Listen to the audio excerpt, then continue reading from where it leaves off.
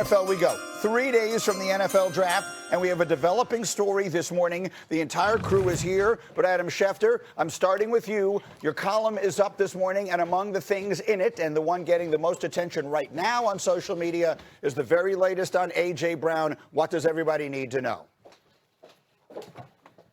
Greeny, the two sides are tracking to make a deal happen post-June 1st.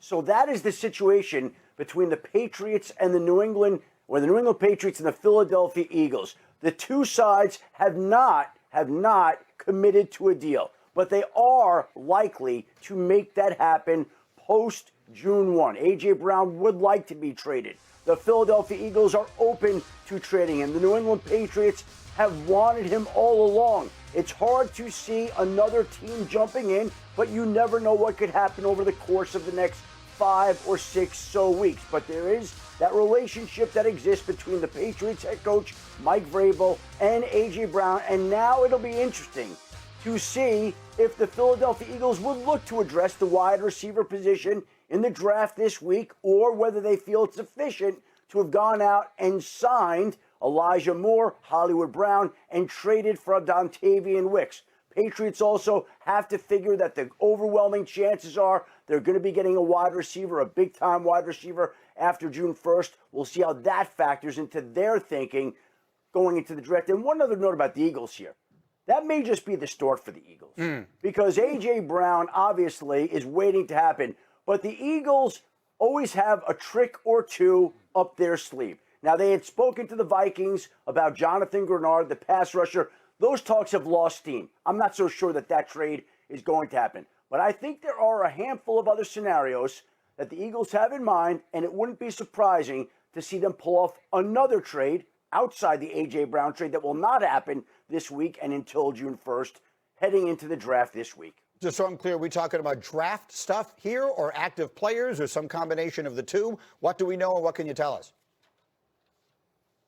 Well, I think the Eagles are always looking to move up and down the draft board, but I think there are certain veteran players out there that they're always scouring for. There are a list of players available out there this week that other teams are all looking at. I'm just saying the Eagles never sit back and wait, and I don't expect that they'll do that this week either. A.J. Brown's going to get traded to New England, says Schefter, most likely. Again, these are things that we're anticipating. Dan, you're laughing. What is your reaction?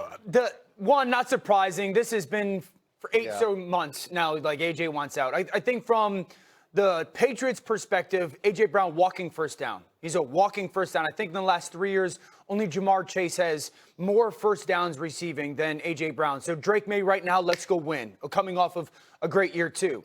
I'm a little bit more the Philly side of things, saying that they're, at least Schefter thinks there's maybe more up their sleeves. I think one, Philly's going to draft a tight end relatively early in this draft. Sean Mannion, new offensive coordinator. They're not going to play with 3 wide receivers on the field anymore. They're not going to replace A.J. Brown with another receiver. I fully expect him to go back in time, play like the Dallas Goedert, Zach Ertz, 2 tight ends.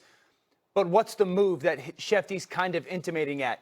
I know is it Max Crosby? Is Max Crosby the move? Jonathan Grenard, those talks have stalled. There's obvious want for pass rush. If you're talking tight end, Kyle Pitts is a player that's available. I think a lot of people think in Atlanta. So I think the point Schefter's making is the Eagles are always up for a trade, right? Like no matter what, they all avenues to improve their roster. So if they have some sense of what they're getting back for A.J. Brown in terms of 2027 draft picks, I think that enables them to maneuver in a lot of different ways because they may be able to include picks in next year's draft that they already have. And the A.J. Brown part of it, for me, is what I'm focused on and what the impact is going to be for him potentially in New England, this post-June trade, if it happens. You look at the season Drake may have. For New England, all we talked about after last year was how much more difficult the schedule is going to be for them and how hard it's going to be to get back to where they were. Drake May has a season that he had last year. Now, if you're the front office of New England, you're saying, hey, let's go get this dude everything we can to help him win right now. A guy like A.J. Brown in the Super Bowl, they couldn't get open on the outside. You insert him within that offense. Now you have a guy who is a matchup problem. So I'm excited if he does end up in that New England Patriots jersey, what he can do for Drake May. I just want to make sure everybody knows who may not know automatically post June 1st and why. Yes, right? yeah. Because Explain that. He's got about a $40 million salary cap hit if he's traded, dead money cap hit on their cap. If they wait until after June 1st, they can split that cap hit up over this year and next year. You see it with post-June 1st releases that can be announced in March. A post-June 1st trade actually has to wait until after June 1st to be consummated. Yes, you can't designate someone a post-June 1st trade. Yeah, because things could happen on one side or the other that dictates that the other team can't do it. Here's what if I'm a fan of the Patriots this morning, here's what I feel best about. That my franchise, the people running my franchise, recognize that we're not there. Like, this is a team, I'm not in any way suggesting that they were a fluke last year, but they got great good fortune. Yeah. They played 2 playoff games. One of them was against Houston at home in terrible weather, and the quarterback in Houston played maybe the worst game that you've ever seen in the history of the NFL playoffs. And then you played Denver without their quarterback because he did whatever he did to his ankle on the last play or whatever it was the previous week, and then you get shellacked in the Super Bowl. This is not to suggest they're not that good. It is to suggest that they needed to get better, and this makes them much better, right? A.J. Brown, who has been under or ill-utilized in Philadelphia the last few years, I think is an enormous acquisition for the Patriots. Unrealistic results last year for New England, and they realized that they weren't to where they were supposed to be when it comes to being in the Super Bowl. And now when you talk about this offense, Josh McDaniels, if this trade actually goes through post-June, I would expect it to. This is an offense that's loaded now. There are not that many guys in this, you know it better than I, in this league that you can just go line up by yourself and go win. And A.J. Brown is one of those guys. Whatever you think about him in his production of last year, he is one of those players. Just 37 first downs since 2003. Only Jamar Chase has more. So Drake May last year did not have a person they can put up by himself and say, go win. They now will if this trade happens. That is a massive addition. And then you're talking about, do the New England Patriots, as an offensive skill group, get in the conversation with the Cincinnati Bengals when it comes to the plethora of weapons now? Schefter, go. Listen, you don't get to this point, operate talking to teams about a potential A.J. Brown trade. They were talking to the Rams at one point. It didn't happen.